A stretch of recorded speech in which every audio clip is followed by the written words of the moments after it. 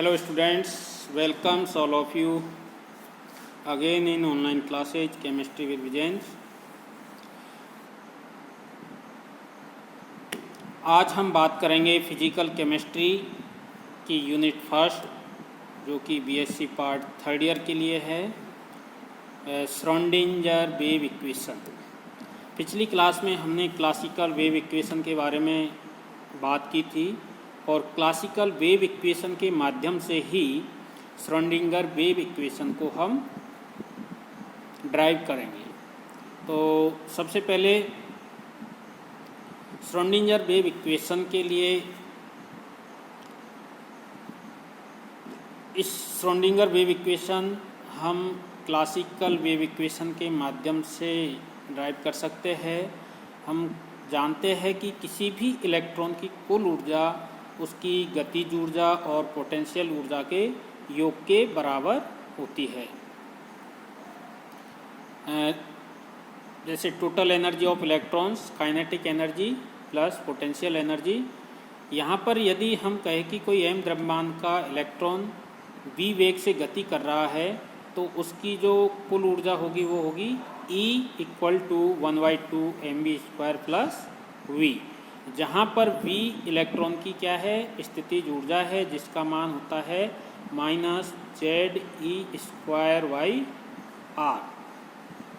तो इस तरह से हम देखते हैं कि किसी भी इलेक्ट्रॉन की जो कुल ऊर्जा है वो उसकी काइनेटिक ऊर्जा और उसकी पोटेंशियल ऊर्जा के योग के बराबर होती है।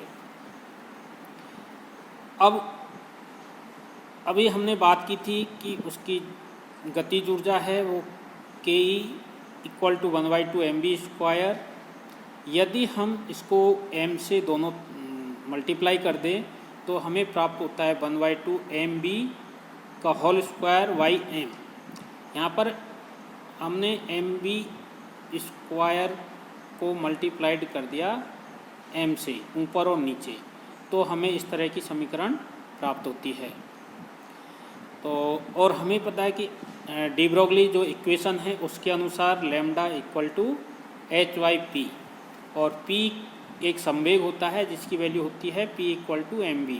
तो p की वैल्यू यहाँ रखेंगे तो लैम्डा = h/mv हमें प्राप्त होगा। अब इसको हम रीअरेंज करेंगे तो mv जो कि संवेग होता है mv = h/λ।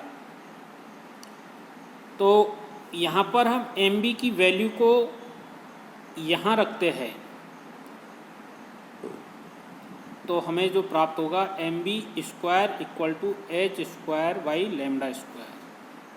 इस तरह से ये इक्वेशन नंबर 2 और इक्वेशन नंबर 3 को यदि हम सॉल्व करेंगे तो हमें प्राप्त होगा Ke काइनेटिक एनर्जी, यहाँ देखो, = 1/2 और mv² की होल स्क्वायर की वैल्यू जो हमने यहाँ से निकाली है 3 नंबर समीकरण में, यहाँ रख देंगे h²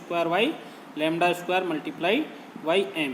तो हमें जो समीकरण प्राप्त होगी ये काइनेटिक एनर्जी की 1/2 h² m λ², समीकरण नंबर 4 हमें प्राप्त होती है। अब समीकरण 4 से काइनेटिक एनर्जी का मान समीकरण 1 में जब हम रखेंगे तो हमें जो वैल्यू प्राप्त होगी, समीकरण 1 हमारा क्या था, energy = kinetic energy plus potential energy.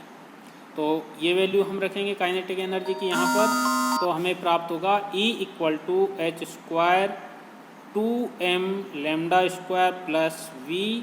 अब v को हम इधर लाएंगे तो ये हमें प्राप्त होगा E - v = h²/2m λ²। इसको हम दूसरी तरह से लिख सकते हैं λ² = h²/2m E - v। ये हमें इक्वेशन नंबर 5 प्राप्त हो जाता है। अब हम जानते हैं कि classical wave equation for one dimension क्या है, d² ψ/dx² plus 4π² y² sign = 0। ये हमारी क्लासिकल वेव इक्वेशन थी जो हमने पिछली क्लास में इसको ड्राइव किया था। अब इस क्लासिकल वेव इक्वेशन में λ² का मान समीकरण 5 से रखने पर हमें क्या प्राप्त होता है, D square psi Y D X square plus 4 pi square as it is, और लैम्डा स्क्वायर की वैल्यू हमने देखी थी पिछले समीकरण में। लैम्डा स्क्वायर की वैल्यू ये थी H square Y 2m E minus V, ये हमें प्राप्त हुई थी। इस वैल्यू को समीकरण नंबर 6 में यदि हम रखते हैं तो हमें प्राप्त होता है ये D square psi Y D X square plus 4 pi square plus 2m E minus V Y H square psi equal to 0। अब इसको हम इस तरह से लिख सकते हैं, D square psi Y D X square plus 8 pi square M Y H square, और ई माइनस वी को बाहर ले लिया, साइन इक्वल टू 0। ये हमें समीकरण नंबर 7 प्राप्त हो गई।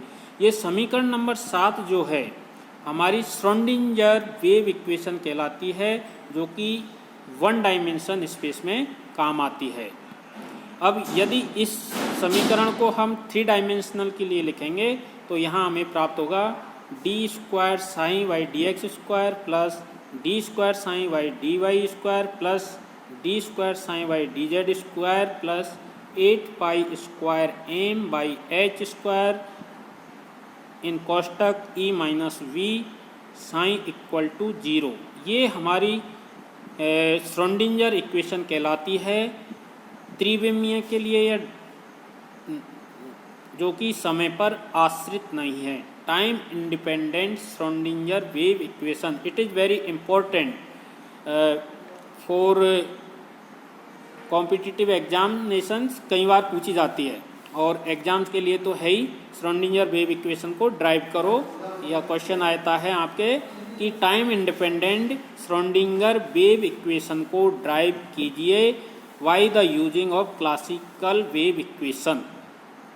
तो ये हो गया हमारा समीकरण number 8, Schrodinger wave equation in 3 dimension time independent. Next हम पढ़ते हैं लाप्लेशियन ऑपरेटर्स। तो हमने अभी देखा था जो श्रोडिंगर वेव इक्वेशन था उसमें for 3 dimensional D square Sai square, ये वाली वैल्यू, ठीक है। अगर वन डायमेंशन के लिए होता तो केवल डी एक्स स्क्वायर यूज होता, लेकिन 3 डायमेंशन के लिए इस तरह से हमने लिखा है D square psi D X square D square psi Y D Y square plus D square psi Y D Z square plus 8 pi square M by H square E minus V psi square. तो इसमें यदि हम देखें Schrodinger wave equation में, तो जो D square D X square plus D square D Y square plus D square D Z square को हटा करके हमने यहाँ एक नया एलिमेंट रख दिया जिसको डेल स्क्वायर्स बोलते हैं। और ये डेल स्क्वायर क्या है, एक गणितीय संकारक होता है, एक मैथमेटिकल ऑपरेटर होता है, जिसको हम लाप्लेशियन ऑपरेटर या लैप्लेशियन संकारक कहते हैं, जिसकी वैल्यू क्या है, D square Y D X square plus D square Y D Y square plus D square Y D Z square. तो इस तरह से हम लाप्लेशियन ऑपरेटर को लिख सकते हैं। नेक्स्ट आता है हमारा Hamiltonian operator. In quantum mechanics A Hamiltonian is an operator corresponding to the sum of the kinetic energies plus the potential energy for all the particle in the system। ये potential energy और kinetic energies का योग होता है इन quantum mechanics में। इसको हम usually H के माध्यम से दिखाते हैं, या इसको हम एच कैप के माध्यम से लिख सकते हैं, या हम इसको इस तरह से लिख सकते हैं। ये एक ऑपरेटर, जैसे हमने अभी देखा था श्रोडिंगर वेव इक्वेशन में कि लाप्लेशियन ऑपरेटर को यूज करते हुए इसको इस तरह से हम लिखते हैं del square psi Y plus 8 pi square M by H square E minus V psi equal to 0। अब यदि हम इसको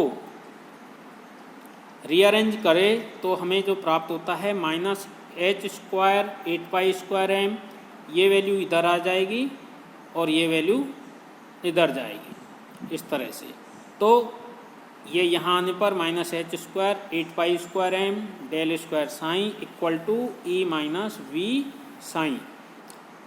इसको हम और अरेंजमेंट करते हैं, इस साइन को इससे मल्टीप्लाई करते हैं तो हमें जो समीकरण प्राप्त होता है ये minus H square 8 pi square M del square psi E psi minus V sign.